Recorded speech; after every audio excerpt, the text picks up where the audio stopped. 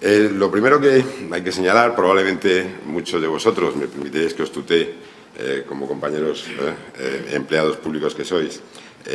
Lo primero bueno, probablemente muchos sabéis, como digo, que algunas de estas cosas, pero yo creo que no está de más recordarlas. Estamos hablando de un reglamento que se aprobó el pasado año, en el 2016, y que ya está en vigor. Está en una situación un poco rara en el derecho español. Es una norma que está en vigor pero que no se aplica, o no es aplicable.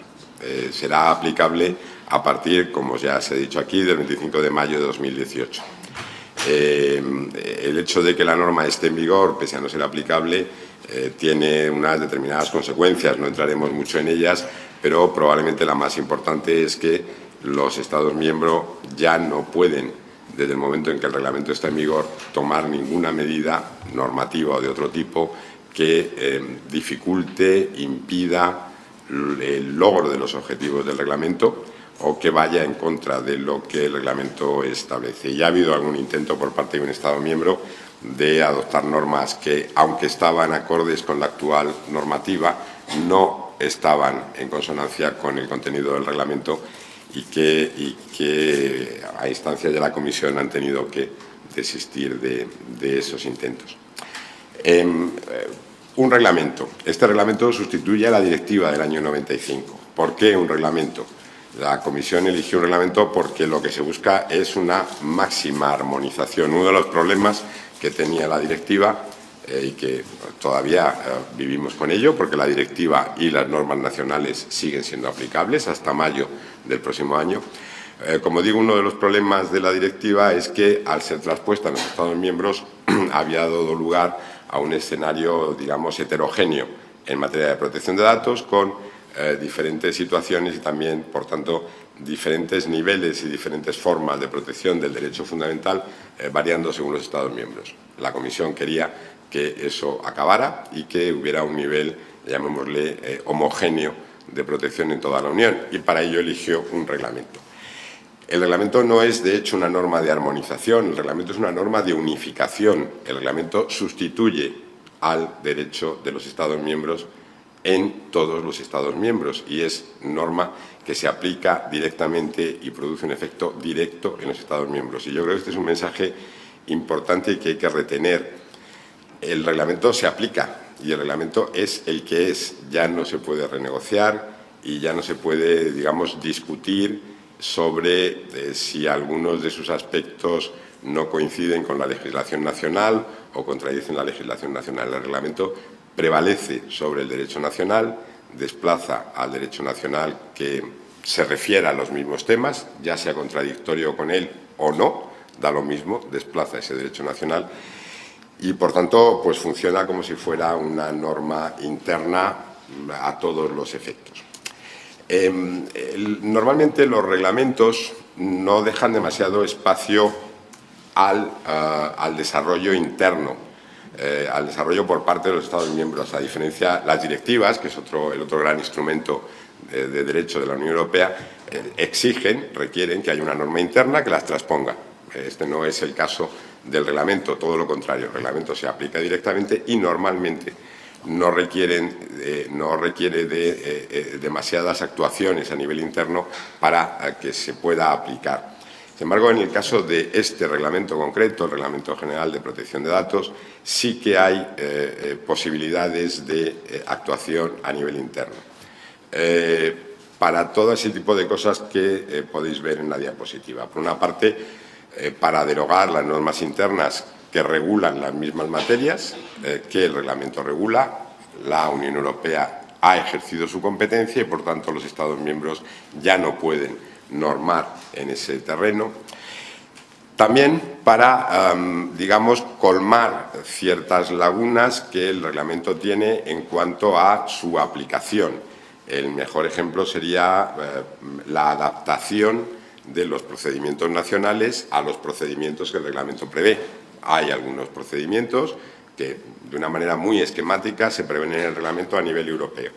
Pues bien, esos procedimientos no siempre encajan fácil con los procedimientos internos en cada uno de los Estados miembros y, por tanto, hay que modificar esos procedimientos para hacerlos y el mejor ejemplo serían los procedimientos que desarrollamos nosotros, la Agencia Española de Protección de Datos y las agencias autonómicas, que, como digo, hay que adaptar esos procedimientos para que encajen con los procedimientos a nivel europeo. Luego hay otra serie de materias en que el propio reglamento exige a los Estados miembros, y lo dice así expresamente, que dicten normas de desarrollo del reglamento. Ahí hay un ejemplo, que es el más típico, que es las propias autoridades de protección de datos. El reglamento tiene una regulación mínima, pero también pide a los Estados miembros que dentro de esa regulación mínima establezcan claramente, hay un artículo que dice los Estados miembros establecerán por ley, y dice qué tienen que establecer, qué opciones hacen dentro de las posibilidades que el reglamento ofrece. Ahí eso lo tenemos que hacer con una norma interna. ¿Hay algún otro ejemplo? Por ejemplo, y esto también tiene que ver con nosotros. El reglamento pide a las autoridades de protección de datos, a cada autoridad de protección de datos, que establezcan una lista de lo que se llaman tratamientos de alto riesgo a efectos de realización de evaluaciones de impacto. La tenemos que adoptar, y la tenemos que adoptar las autoridades de protección de datos. Y luego, por fin, hay una serie de materias en las que el reglamento no exige, pero sin embargo permite el que los Estados miembros hagan algo desde el punto de vista normativo. Y hay varios ejemplos. Uno de ellos, que ha sido muy conocido, es el de la edad de los menores, la edad a partir de la cual el consentimiento de los menores es válido sin autorización paterna. En España ahora mismo, según el reglamento de la LOPD, son 14 años. En el reglamento esa edad se ha fijado en 16. Sin embargo, el reglamento permite que los Estados miembros reduzcan esa edad. La reduzcan hasta un mínimo, digamos, o máximo mínimo, según cómo se mire, de 13 años. Es decir, da un margen de 3 años. Si los Estados miembros no quieren, digamos, regular ese aspecto, la edad mínima a partir de la cual el consentimiento del menor es válido sin autorización, serían los 16 años. Si los Estados miembros deciden regular, pueden hacerlo bajando hasta los 13 años. En el caso de España, el proyecto de Ley Orgánica de Protección de Datos fija justamente la edad en 13 años. Es decir, el Gobierno español ha decidido hacer uso de esa posibilidad y regular esa edad en el límite mínimo que el reglamento permite. Hay otros ejemplos, que algunos de ellos son, digamos, de interés o de mucho interés para las administraciones públicas, y es, por ejemplo, los tratamientos de datos sensibles. En muchos datos sensibles, en el reglamento son tratados igual que lo hace ahora la directiva. Hay una lista cerrada de datos sensibles y hay un principio general de prohibición de tratamiento de datos sensibles. Igual que ahora la directiva, hay unas excepciones en las que sí se podrán tratar los datos sensibles. Bien, pues algunas de estas excepciones, por ejemplo, tratamiento de datos sensibles con fines de asistencia sanitaria y con otros fines relacionados con la salud, salud pública, etcétera, el tratamiento de esos datos sensibles para estas finalidades se podrá hacer en los términos que establezca el derecho de la Unión o de los Estados miembros. Es decir, el reglamento remite a la legislación nacional y a la propia legislación europea sectorial el modo o las condiciones en que se van a poder tratar los datos sensibles. Como digo, estos son los 3 niveles en que se puede actuar en relación con la aplicación del reglamento. Y esto nos interesa, más allá de una perspectiva, si quiere, académica o teórica, de una perspectiva práctica. ¿Por qué? Pues porque el escenario de normativa de protección de datos se va a hacer un poquito más variado de lo que ahora es. Ahora tenemos una ley orgánica de protección de datos con un reglamento y luego tenemos determinadas normas sectoriales. En el caso de las normas sectoriales, esto va a seguir siendo así. Seguirá habiendo normas sectoriales, algunas de ellas siguen siendo válidas, otras habrá que adaptarlas para cumplir con el reglamento, pero en el caso, digamos, de la parte superior del marco normativo de protección de datos, hay alguna novedad, y es que vamos a tener un reglamento, vamos a tener una nueva Ley Orgánica de Protección de Datos, de la que ya ha hablado Jesús, este proyecto que está ahora mismo en el Congreso, y tendremos un reglamento de la Ley Orgánica de Protección de Datos, un futuro reglamento de la Ley Orgánica de Protección de Datos. Es decir, será un poquitín más complejo este escenario. También hay que decir, lo que pasa es que haré solamente esta mención y luego no volveré más sobre ella, que cuando se aprobó el reglamento se aprobó también otra norma, se aprobó una directiva que regula la protección de datos en los ámbitos policial y judicial penal. Esto es posible que en determinados ayuntamientos sí que pueda tener una incidencia, porque es cierto que en España nuestra Ley Orgánica de Protección de Datos, aunque la directiva no lo exige, la directiva del 95 no exige, es una directiva que no se aplica a ese ámbito, al ámbito policial y judicial penal. En el derecho interno, nuestra actual Ley Orgánica de Protección de Datos sí establece, digamos, los criterios con los que se tienen que tratar los datos en esos entornos. De hecho, hay una aproximación general, que es que se aplica la ley orgánica igual que se aplica a otros ámbitos de la actividad pública, con una serie de excepciones que la propia ley orgánica establece. Como digo, en el derecho europeo, esa carencia que la directiva del 95 tenía se ha subsanado, por así decirlo. Ahora tenemos una directiva que a nivel europeo regula esos ámbitos y esa directiva tendrá que transponerse en el derecho interno. Esperamos va a ser una norma separada de la Ley Orgánica de Protección de Datos, del proyecto que ahora está en el Congreso, pero en su momento, como digo, formará parte también la ley de transposición y es posible que incluso un reglamento de transposición de este marco normativo general de protección de datos. Y entramos, más allá de esta breve referencia a lo que sería el marco en el que nos vamos a desenvolver todas las administraciones públicas, entraríamos un poco en qué medidas o qué aspectos principales van a tener un impacto, llamémosle, en términos prácticos, en términos concretos de la actividad de todas las administraciones públicas y también de las administraciones locales.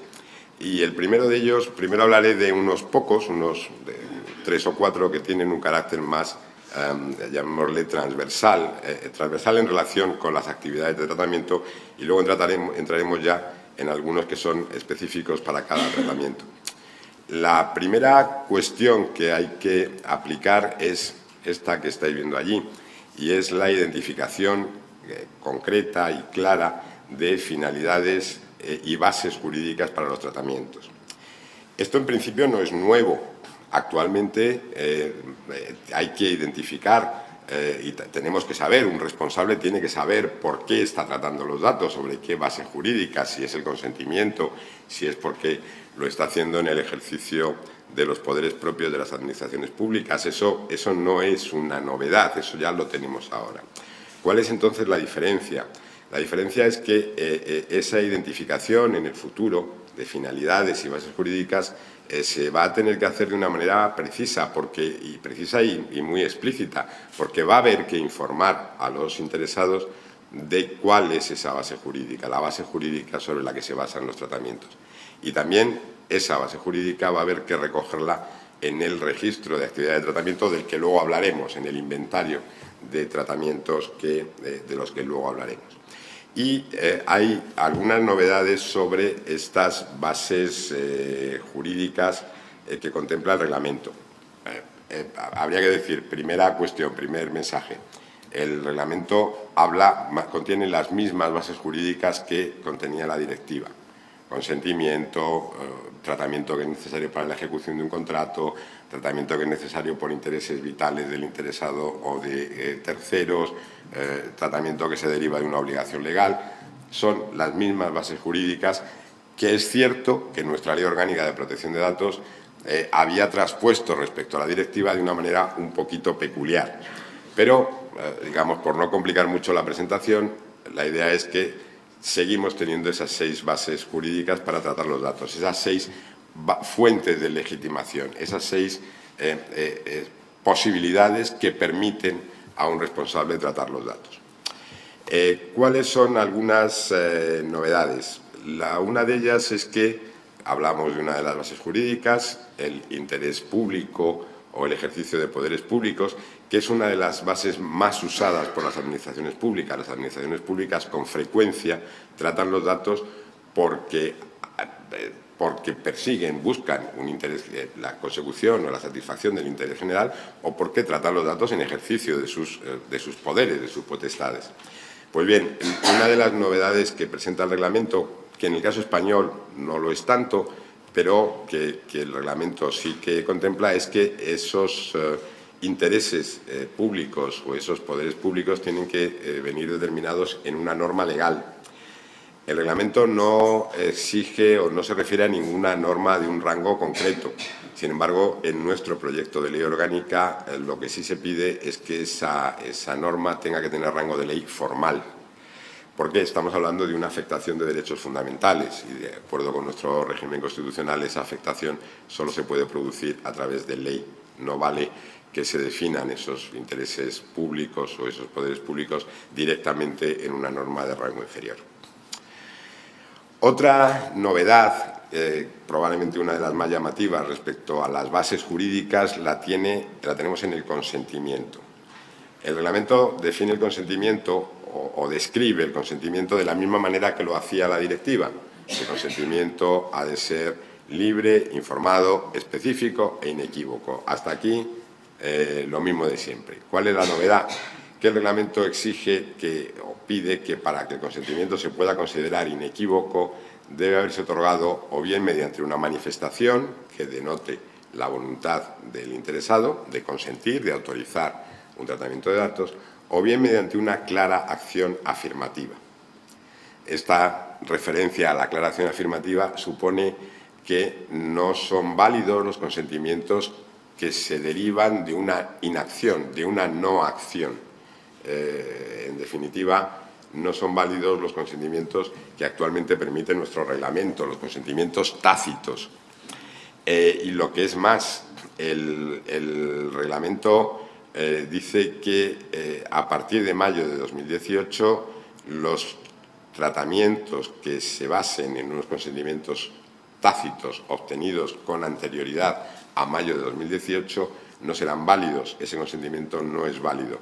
Es necesario buscar un consentimiento inequívoco, tal y como lo define el reglamento, o, alternativamente, y puede ser una opción, buscar una base jurídica distinta. Esto puede ser posible en algunos casos. No es insospechado o no es impensable el que se pueda hacer.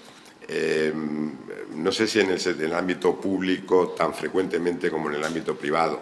En el ámbito privado hay muchos tratamientos que se basan en este consentimiento tácito por el simple motivo de que en España, en nuestra legislación, y hasta que hubo una sentencia del Tribunal de Justicia de la Unión Europea, no había un interés legítimo, digamos, como base jurídica, un interés legítimo plenamente desarrollado, un interés legítimo, llamémosle, reducido o muy limitado. Por eso, como alternativa, existía este consentimiento tácito y muchas entidades privadas basaron sus tratamientos con fines publicitarios o con otras finalidades en este consentimiento tácito. Ahora, ante la situación de que ese consentimiento tácito ya no es válido y que tratamientos iniciados sobre ese consentimiento tácito ya no pueden seguirse realizando, muchas entidades privadas, como digo, están pensando en volver a la base jurídica que tendría que haber sido la más adecuada, que sería el interés legítimo.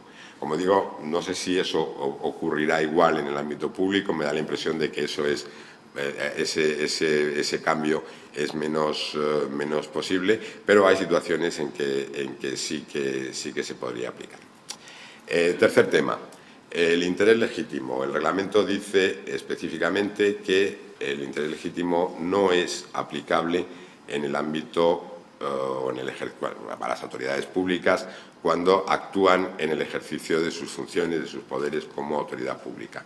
Lo cual no impide que, digamos, ese interés legítimo pueda ser utilizado como base jurídica en aquellos casos en que las entidades públicas actúen como una persona de derecho privado, no actúen en el ejercicio de sus poderes públicos.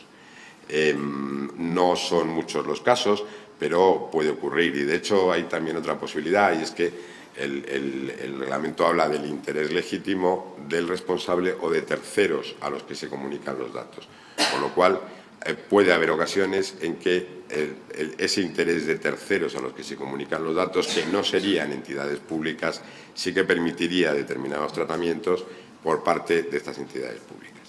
En definitiva, necesidad de identificar de una manera precisa cuáles son las finalidades de los tratamientos y cuáles son las bases jurídicas, teniendo en cuenta estas novedades sobre las bases que el reglamento ofrece.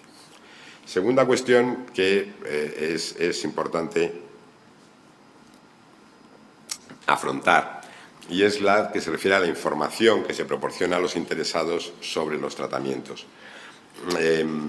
Esto es algo que nos puede obligar a modificar cuestionarios, modificar formularios, tanto en soporte papel como en soporte electrónico, modificar hojas informativas, porque el reglamento contiene dos novedades desde el punto de vista de la información. Una es que pide que a los interesados se les dé más información de la que actualmente exige la legislación. Es, digamos, una diferencia cuantitativa. Hay que ofrecer más información. Y también hay una diferencia cualitativa, y es que el reglamento dice expresamente que esa información se tiene que dar de una manera clara, concisa, accesible, inteligible, y subrayo lo de concisa, porque estamos acostumbrados a ver cláusulas, lo que llamamos cláusulas de privacidad o lo que llamamos noticias de informaciones de privacidad o de protección de datos larguísimas y que muy rebuscadas y con un lenguaje muy jurídico. El reglamento no quiere eso. El reglamento quiere claridad, concisión, accesibilidad, inteligibilidad. Y esto es un dato importante. Se puede decir, y con razón, que es un poco incompatible el hablar de vamos a dar más información y al mismo tiempo la tenemos que dar más corta. Realmente parece que es un poco paradójico, ¿no? Que se piden dos cosas que son un poco contradictorias. Y es cierto que el dar más información pues parece que dificulta el hacerlo de la manera que el reglamento lo pide.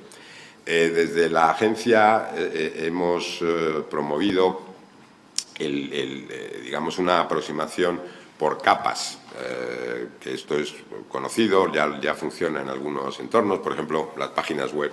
Cuando hablamos de cookies, si os dais cuenta, tenéis primero un banner en que te dice una primera información. Esta página utiliza cookies con fines de análisis de navegación para publicidad o lo que sea, y luego si tú clicas ahí vas a una segunda capa donde tienes más información. La idea sería parecida, lo que pasa es que, digamos que en las capas, tal y como el reglamento exige, la información que habría que dar en cada una de las capas es algo mayor que la que pone el banner de las cookies en las páginas web. Al mismo tiempo también estamos promoviendo el que esa información, en todas las capas, se proporcione de una manera, digamos, bien esquemática, bien estructurada, de una forma similar quizás a cómo se ofrece la información nutricional en los alimentos, que en unas tablas con una información siempre va en el mismo orden, con unos conceptos que son, digamos, generalmente conocidos y aceptados, bueno, como una posible opción o alternativa para intentar conciliar estos dos objetivos de más información y al mismo tiempo de una manera clara y concisa. De hecho, una de vosotras me comentaba que ya la conoce la agencia, en colaboración con las autoridades de protección de datos vasca y catalana, preparó una guía sobre cómo cumplir con el derecho a la información, que se publicó en enero de este año 2017 y que, bueno, puede dar una idea sobre cómo entendemos esta aproximación a la información por capas.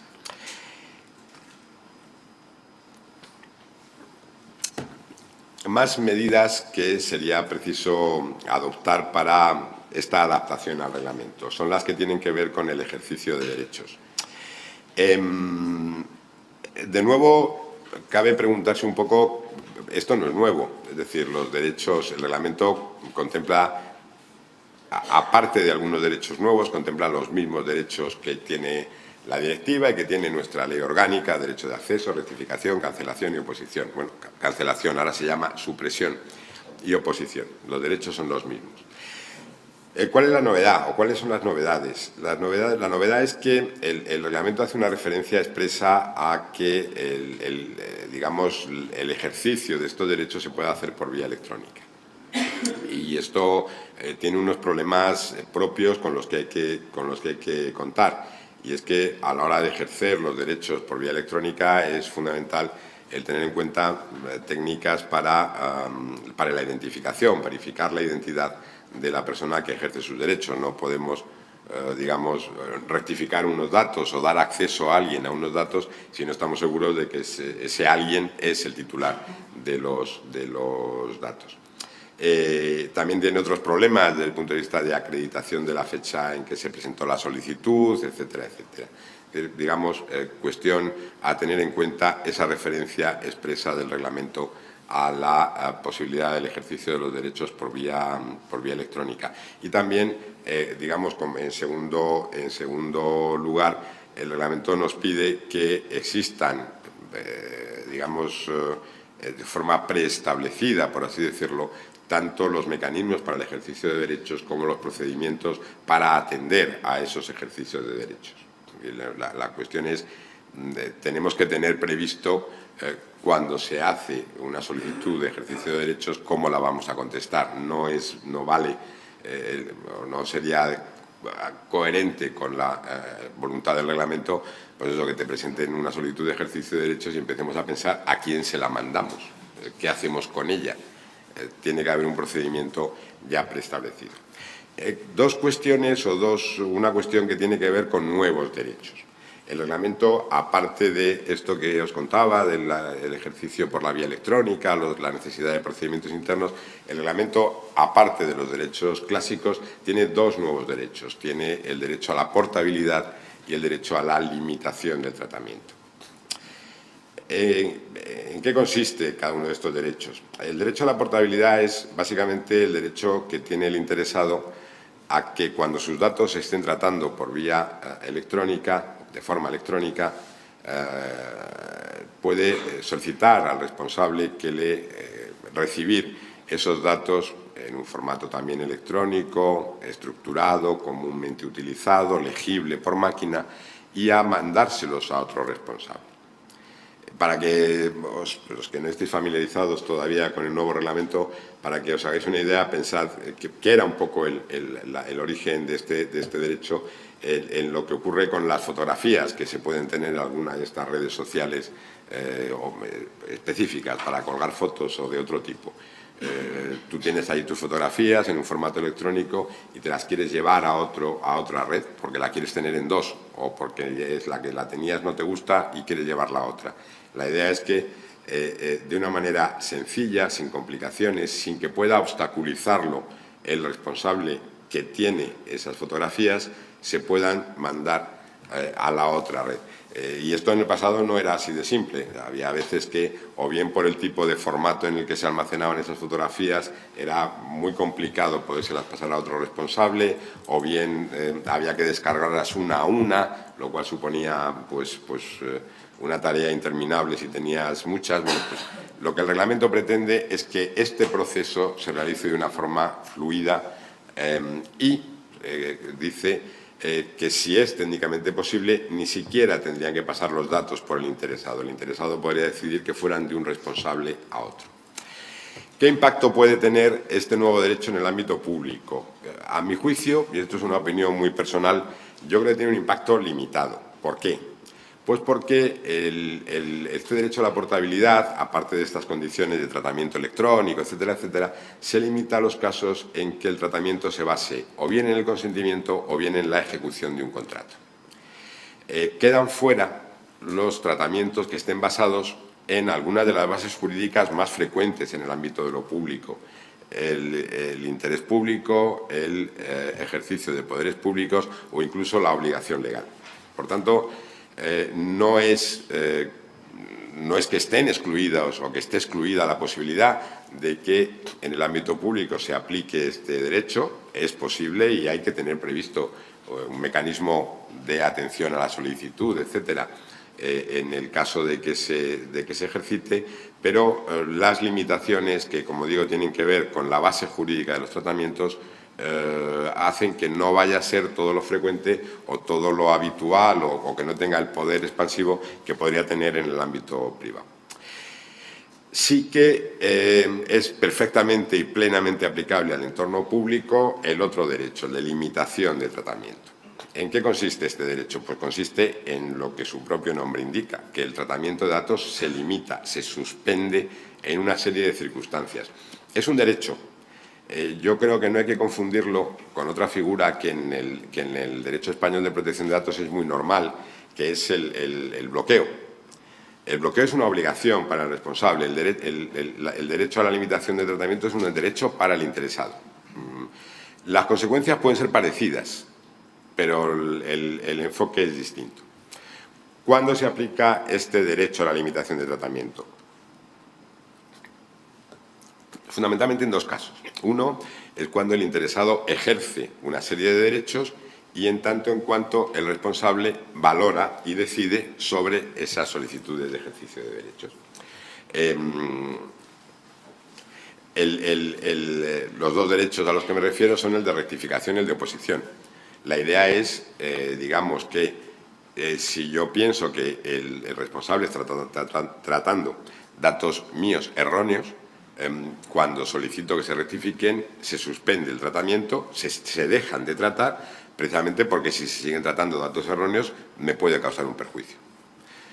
Por la misma regla de tres, si yo ejerzo mi derecho de oposición, en los casos en que ello es posible, lo hago porque en mis circunstancias personales puedo estar sufriendo un daño y por eso no quiero que se traten los datos, por eso me opongo a que se traten los datos.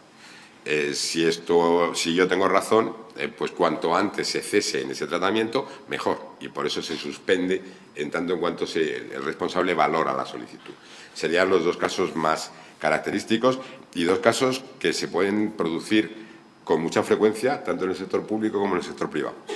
El derecho de rectificación, es verdad que en el sector público muchos de los procedimientos tienen su propio procedimiento, sus propias condiciones para ejercer estos derechos y en algunos casos pues ni siquiera es posible ejercer esos derechos o no plenamente, pero como digo, esto es algo que sí puede funcionar con mucha frecuencia en el ámbito público y que por tanto también hay que tenerlo previsto dentro de estos mecanismos de los que yo hablaba anteriormente. Hay otros dos supuestos que también tienen que ver con, digamos, beneficiar o con los intereses de los afectados. Se puede solicitar la limitación del tratamiento cuando el tratamiento es ilícito y, por tanto, digamos, lo suyo, el transcurso lógico del tratamiento sería tratamiento ilícito, los datos se tienen que borrar, se puede solicitar que no se borren. Aquí lo que se suspende es el borrado, la limitación de esa operación de tratamiento se suspende la operación de borrar, precisamente para evitar que puedan desaparecer pruebas de que el tratamiento era ilícito. Y una situación muy parecida es cuando el interesado necesite esos datos que se tendrían que haber borrado, en los casos en que se tuvieran que haber borrado, porque ya ha finalizado el tratamiento, casos similares, pero el interesado lo necesita para el ejercicio de determinadas acciones legales. Como veis, son siempre situaciones que es un derecho que opera en beneficio del interesado, para promover los intereses del interesado. Dos derechos nuevos que se suman a los derechos arco de toda la vida de Dios. Otro aspecto y del que antes estábamos hablando con una compañera del Ayuntamiento de Madrid, que son los contratos de encargo de tratamiento. Aquí también hay novedades. ¿Por qué? El reglamento exige que las relaciones entre responsables y encargados de tratamiento se materialicen, se concreten bien en un contrato, bien en un acto jurídico. El acto jurídico es relativamente frecuente en el entorno público, que una entidad funciona como encargada de otras entidades porque así lo establece una norma, un acto jurídico en el lenguaje europeo. Todos estos, digamos, documentos, contratos y actos jurídicos, según el reglamento, tienen que tener un determinado contenido mínimo. Y ese contenido mínimo es mayor que el que ahora prevé la legislación española. Es verdad que no mucho mayor, porque la ley orgánica no tiene demasiados contenidos, el reglamento de la ley orgánica sí que tiene alguno más y en la práctica se han ido ampliando, digamos, esos contenidos, pero, no obstante, las exigencias del reglamento son mayores. Esto lo que supone es que hay que adaptar estos contratos de encargo. El proyecto de ley orgánica da un cierto margen, permite que los contratos actualmente en vigor, aunque no respeten o no se ajusten plenamente al reglamento, pueden seguir en vigor hasta su renovación, cuando su renovación sea, digamos, automática. Hay que denunciarlos en la primera fecha en la que toque y renovarlos, y si no es este el caso, si el contrato no tiene esa previsión, el reglamento prevé un periodo de 4 años, si no recuerdo mal, ¿no? Perdón, el reglamento, el proyecto de ley orgánica, es decir, que este proyecto da un margen. Pero lo importante, como digo, es eso, tenemos que adaptar los textos, bien sea un contrato, bien sea un acto jurídico, que regulan las relaciones entre administraciones responsables y entidades que sean encargadas del tratamiento, tanto públicas como privadas. Y entraríamos ya en lo que serían adaptaciones que tienen que ver con tratamientos más en concreto. La primera de ellas es el registro de actividades de tratamiento. Hay que tener un registro de actividades de tratamiento. La buena noticia es que ya no hay que notificar a las autoridades de protección de datos los ficheros. La obligación existente actualmente de notificar ficheros a las autoridades de protección de datos desaparece con el reglamento. Igual que desaparece la obligación de que en el ámbito público los ficheros se deben crear por una disposición de carácter general, que es una norma que existía actualmente en España, en nuestra ley orgánica. Esas obligaciones, como digo, desaparecen. Sin embargo, lo que sí se establece en el reglamento es que debe llevarse todo responsable o encargado tiene que tener un registro de actividad de tratamiento. Y aquí surge un problema, o bueno, surgen algunos, pero uno de ellos es el más importante. Y es que en el derecho español y en otros países también estamos acostumbrados a la noción del fichero. El fichero, base de datos o como lo queramos llamar. Sin embargo, el reglamento se estructura todo el tiempo en base a la noción de tratamiento. Y, por tanto, la gran pregunta es ¿qué es un tratamiento? El reglamento da una definición de tratamiento, que es la misma definición que daba la directiva. Toda actividad, empezando por el almacenamiento, por la recogida, almacenamiento, comunicación, cesión, borrado, todas esas actividades son actividades de tratamiento. El problema es identificar el tratamiento como tal, y esto es algo que realmente es importante en el contexto del establecimiento de este registro de actividades de tratamiento. Desde la agencia siempre sugerimos que, aparte de, como decía antes Jesús, utilizar digamos, el contenido de las notificaciones que se han hecho al Registro General de Protección de Datos de ficheros como punto de partida, son digamos, conjuntos estructurados de datos que se trataban para una serie de cosas. La idea es intentar identificar finalidades y asociar un tratamiento con cada una de las finalidades, llamémosle, sustantivas que puedan identificarse. Podemos tener un fichero de clientes y podemos tener varias finalidades. Con ese fichero de clientes podemos hacer varias cosas. Podemos gestionar nuestra relación con el cliente, la relación comercial, pero también podemos hacer publicidad y también podemos gestionar un esquema de fidelización y también podemos hacer otras cosas. Estamos usando el mismo fichero, todo o parte de él, sin embargo lo estamos usando con diferentes finalidades y por tanto estamos haciendo diferentes tratamientos. no es algo necesariamente sencillo. Requiere, y sobre todo pues en organizaciones de un cierto tamaño puede haber, y de hecho hay muchos tratamientos, pero lo que es importante es tener en cuenta exactamente eso.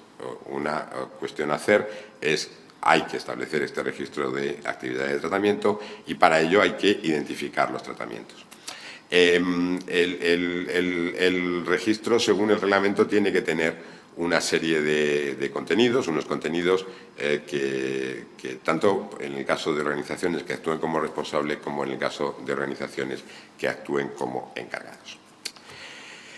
Tenemos, por tanto, una serie de mecanismos generales que están aplicándose para ejercicio de derechos, etcétera, y tenemos nuestro inventario de tratamientos. Yo siempre me gusta decir que el inventario de tratamientos o el registro de tratamiento, de actividades de tratamiento, y por cierto hago un paréntesis, el registro no es público, el registro de actividades de tratamiento tiene que estar a disposición de las autoridades de protección de datos, por si lo consultamos, pero sin embargo la Ley Orgánica de Protección de Datos, el proyecto de Ley Orgánica, sí habla de que las administraciones públicas, por razones de transparencia, tendrán que publicar un inventario de actividades de tratamiento.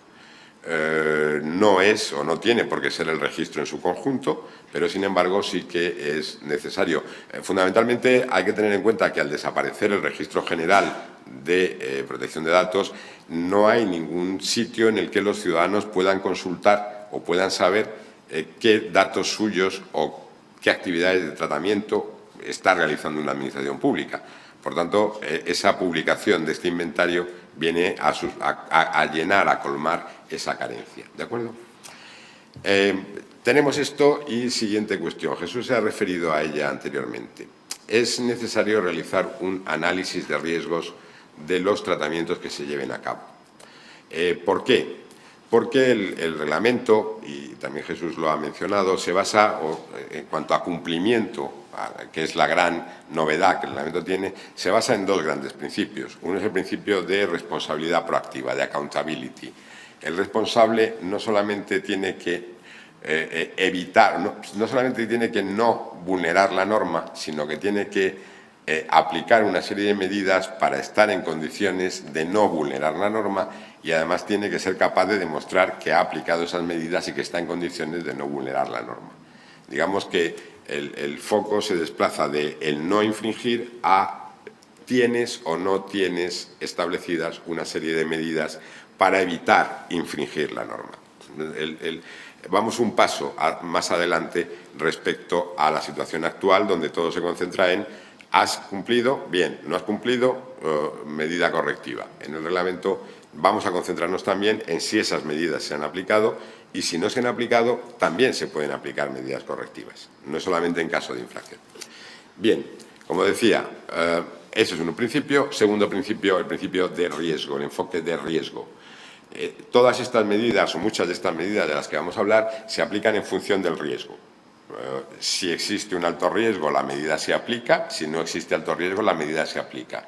En otros casos, dependiendo del riesgo, se aplican unas u otras medidas. ¿De acuerdo? Por lo tanto, para saber qué medidas tenemos que aplicar o cómo lo tenemos que hacer, tenemos que saber el nivel de riesgo. Y para esto hay que hacer un análisis de riesgos. Es algo que no es una operación sencilla y que requiere, digamos, primero una identificación de los tratamientos, y está claro por qué era tan importante ese registro de actividad de tratamiento. Si no tenemos los tratamientos, mal podemos ponernos a valorar su riesgo. Y segundo, esto requiere de unas mínimas metodologías de análisis de riesgos. También comentaba Jesús que desde la agencia y en colaboración con otras entidades públicas, el Centro Criptológico Nacional, y estamos preparando una nueva versión de la herramienta, de la metodología Magritte y sobre todo de la herramienta Pilar, y de hecho habrá una versión micropilar más simplificada de la herramienta Pilar. Y también en la agencia estamos preparando una guía de análisis de riesgos. De hecho son dos, una de seguridad y otra más general sobre derechos y libertades, que pueden ser utilizadas. Pero lo importante es que alguna metodología tiene que aplicarse para realizar estos análisis de riesgos. Y es fundamental el que se apliquen a todos los tratamientos para poder aplicar medidas determinadas, como por ejemplo las medidas de seguridad. Esta es también otra novedad que tiene el Reglamento General y que también obliga a realizar cambios. ¿Cuál es la novedad? Que el reglamento dice que las medidas se aplicarán en función de una serie de dimensiones: el estado de la técnica, la naturaleza de los datos que se traten, el contexto, los riesgos para los derechos y libertades de los interesados y el coste. Con lo cual, hay que evaluar caso por caso esas dimensiones y decidir qué medidas se aplican. Ya no se puede aplicar directamente, automáticamente, lo que prevé nuestro reglamento de protección de datos, que es 3 niveles estándar de riesgo y 3 niveles, riesgo basado en el tipo de datos tratados, y 3 niveles de medidas de seguridad, bajo, medio y alto. Eso ya no se puede hacer así. Nada impide que, una vez que se ha hecho un análisis de riesgos, las medidas que una organización tenga que aplicar coincidan con las que el reglamento prevé para uno u otro nivel. Puede ocurrir, y de hecho en algunos casos ocurrirá, pero lo que no se puede hacer es aplicar sistemáticamente, porque estás tratando unos datos u otros, un nivel de medidas de seguridad. También estamos adaptando el Esquema Nacional de Seguridad al nuevo reglamento, porque el Esquema Nacional de Seguridad, cuando hablaba de seguridad de datos personales, se refería a lo que dice el reglamento de la Ley Orgánica. Ese reglamento, como os digo, no puede ser aplicable, no se puede aplicar ya más y, por tanto, hay que adaptar el esquema a este ámbito de protección de datos, a la información personal, porque el esquema habla de otro tipo de seguridad, de otro tipo de información, hay que adaptarlo a la información, a los datos personales. Cuestión importante es que el reglamento prevé que se notifiquen lo que se llaman violaciones de seguridad de los datos personales, lo que coloquialmente se conoce como quiebras de seguridad, brechas de seguridad, incidentes de seguridad, tanto a las autoridades de protección de datos como, en determinados casos, a los propios interesados. Yo creo que aquí el mensaje, más allá de que habrá que estudiarse cuando se notifican a unos y cuando se notifican a otros, el mensaje importante es que, en principio, todas las organizaciones y en las administraciones públicas, probablemente con más frecuencia que en otros casos, en todas las organizaciones existen protocolos para gestionar los incidentes de seguridad, para hacer frente a un incidente de seguridad. Lo que el reglamento nos pide o nos va a exigir es que dentro de esos protocolos de gestión de los incidentes de seguridad se incorpore unos determinados pasos, unas determinadas previsiones para valorar si es necesario notificar a la Autoridad de Protección de Datos, valorar si es necesario notificar a los interesados y, si esto es así, si hay que notificar a unos o a los dos, hacerlo, y hacerlo en las condiciones en que el propio reglamento lo establece. Por tanto, esta es otra previsión importante que hay que poner en práctica como, digamos, medida adicional a estos protocolos de protección de datos, de gestión de quiebras de seguridad que normalmente se tienen. Una cosa que pide el reglamento y que tampoco supone grandes novedades es que debe llevarse un registro de incidentes de seguridad, tanto los que se notifican como los que no. Los que se notifican hay que notificarlos, pero los que no se notifican hay que dejar constancia de ello. Eso no tiene en España, no es una gran novedad, porque aquí eso sí que lo teníamos ya, o lo tenemos ya con el reglamento de la Ley de Protección de Datos, que es el registro de incidentes de seguridad. Otra cuestión que es preciso tener en cuenta y poner en marcha, y es la realización de evaluaciones de impacto sobre la protección de datos. Estas evaluaciones, que en definitiva no dejan de ser unos análisis de riesgo referidos a un solo tratamiento, que se realizan antes de poner en marcha el tratamiento y que, digamos, tienen una mayor intensidad o profundidad que los análisis generales de riesgos de los que hablábamos antes, deben realizarse cuando los tratamientos que se pretendan implantar son de alto riesgo para los derechos y libertades de los interesados. De nuevo, la existencia de un la existencia a priori aparente de un alto riesgo para derechos y libertades conduce a la aplicación de una medida. Se tiene que hacer esta evaluación de impacto. El reglamento tiene tres supuestos en los que debe hacerse esta evaluación, tres casos en los que hay alto riesgo. Básicamente son decisiones automatizadas que se toman sobre la base de perfiles, tratamiento de datos sensibles a gran escala o vigilancia automática en zonas de acceso público a gran escala. También nos pide, me refería yo al principio, que las autoridades de protección de datos elaboremos listas, nos exige que elaboremos listas de otras actividades que consideramos de alto riesgo. Esas listas las tiene que aprobar el futuro Comité Europeo de Protección de Datos, que va a ser un organismo de la Unión que agrupa a todas las entidades de protección de datos de la Unión Europea, pero nosotros en la Agencia Española ya estamos trabajando en esta lista que publicaremos probablemente a principios del año que viene con carácter indicativo, porque este Comité Europeo no se va a constituir hasta el 25 de mayo de 2018. Y, por tanto, en ese momento le presentaremos la lista para que nos la apruebe, pero hasta entonces la lista es simplemente indicativa. También nos permite, aquí no nos lo exige, nos permite hacer una lista de tratamientos que no necesitan evaluación de impacto. Y también, desde la agencia, también estamos trabajando en esta lista y la publicaremos probablemente al mismo tiempo que la otra. El reglamento contempla una serie de cuestiones, entre ellas cuál ha de ser el contenido mínimo de una evaluación de impacto e incluso qué hacer cuando, después de esa evaluación de impacto, que incluye una serie de medidas correctivas, sigue existiendo un riesgo residual alto y, por tanto, digamos que el responsable ya no sabe muy bien qué hacer. Ha aplicado medidas correctivas y otras medidas correctivas o son difíciles desde el punto de vista técnico o son excesivamente costosas y entonces ya el responsable no sabe muy bien qué hacer. Y entonces lo que el reglamento prevé es que en esa situación, evaluación de impacto, aplicación de medidas correctivas, sigue habiendo un riesgo residual alto, debe consultar con la Autoridad de Protección de Datos, que le puede proponer medidas o que incluso puede llegar a prohibir que se ponga en marcha el tratamiento.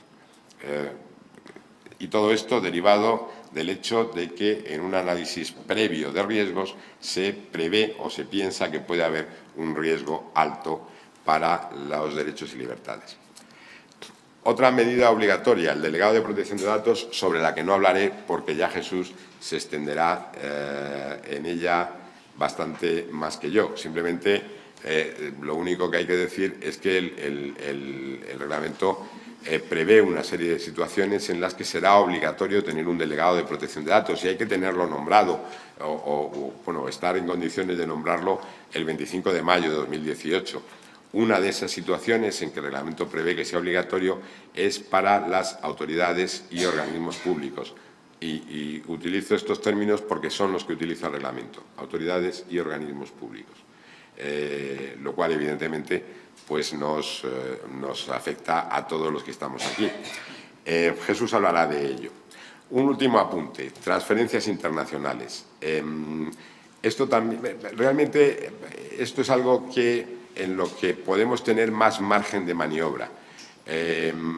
No hay una obligación, digamos, tan inmediata como de que el 25 de mayo tengamos que tener hechas cosas en materia de transferencias internacionales. Bueno, estamos hablando, o puede pensarse que en el ámbito de la administración local las transferencias internacionales es algo que queda un poco lejano, pero no es cierto, porque en muchos casos estamos firmando, por ejemplo, o suscribiendo contratos de encargo de tratamiento que conllevan transferencia internacional de datos. No es algo tan impensable como a primera vista podría parecer. Básicamente, el reglamento no tiene grandes novedades con respecto a la directiva. Sigue un poco el mismo criterio, los datos se pueden enviar a países con un nivel adecuado de protección, si no hay nivel adecuado de protección se pueden otorgar garantías suficientes a través de una serie de instrumentos y si no se da ninguna de estas dos circunstancias, aún así se pueden enviar los datos personales a un tercer país siempre que se dé alguna de las excepciones que el reglamento prevé. ¿Cuáles son, digamos, las grandes novedades? Que en el capítulo de garantías suficientes el reglamento ha ampliado la lista de instrumentos para dar estas garantías. Ahora hay más de los que había en la directiva. Y lo que es, digamos, más relevante a nuestros efectos es que se suprime la obligación de pedir la autorización de las autoridades de protección de datos en la mayor parte de estos instrumentos. Sí que se prevé que haya de pedirse autorización en dos supuestos, y uno de ellos nos puede afectar desde el punto de vista del sector público, a lo mejor no tanto en el ámbito de la Administración local, pero podría darse algún caso, y es cuando los datos se envían sobre la base de acuerdos administrativos que no sean jurídicamente vinculantes para las partes. El mejor ejemplo serían los memorandos de entendimiento. Ha habido casos, y hay casos, en que los datos se transfieren, se mandan fuera de la Unión Europea sobre la base de estos memorandos de entendimiento entre dos instituciones. Si esto se hace así, debe recabarse anteriormente la autorización de las autoridades de protección de datos. En otros casos, que ahora sí hay que pedir autorización, no será preciso el pedir esa autorización. Por ejemplo, cuando se utilicen cláusulas contractuales estándar de las que aprueba la Comisión y que se utilizan con mucha frecuencia, en España ahora mismo hay que solicitar autorización. En el futuro eso no será necesario con el reglamento en la mano. Y entre las excepciones, y quizá ya con esto acabo, entre las excepciones se siguen manteniendo excepciones que son utilizadas con cierta frecuencia en el ámbito público y que son la excepción fundamentalmente eso, de que los datos se transfieren en persecución de un interés público y que eso ya estaba en la directiva, estaba en nuestra ley y el reglamento lo mantiene y no plantea en ese sentido grandes novedades.